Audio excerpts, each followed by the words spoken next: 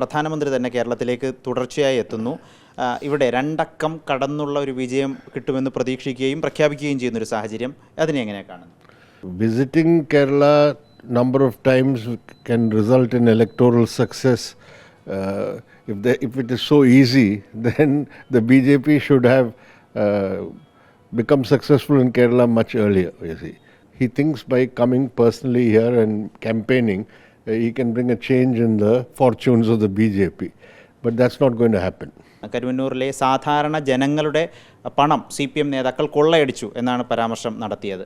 If the Prime Minister can find only the question of fraud in one cooperative bank in the entire state of Kerala as the issue that he can use against the LDF government, that itself shows the complete hollowness or weakness of his charge sheet. You see, there are thousands and thousands of cooperative banks in the country. Take Mr. Modi's state Gujarat itself. How many cooperative banks there have been found to indulge in fraud and embezzlement? Cases have been filed, banks have collapsed.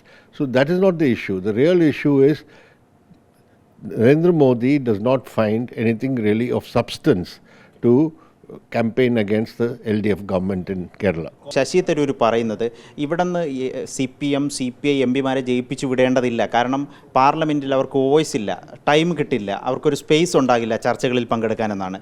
അതിനെ എങ്ങനെയാണ് കാണുന്നത്? ശശി തരൂർ പോലൊരു നേതാവ് അങ്ങനെ പ്രചരിപ്പിക്കുന്നത് ശരിയാണ്? Well, if you see the record of the Congress party in Lok Sabha, after all, don't forget, they also had come down to one of the lowest in the Lok Sabha. And our point of criticism is, it is not the numbers. Even one MP can make a difference if he fights inside Parliament. With having 52 members of Parliament in the Lok Sabha, they could not do what should have been done. So there is no point in saying CPM and CPI cannot do that. ഏതായാലും പ്രചരണത്തിൻ്റെ തിരക്കുകളിലേക്ക് പ്രകാശ് കാരാട്ട് നീങ്ങുകയാണ്. Reporter Adil Palode, in reporter, Thiruvananthapuram.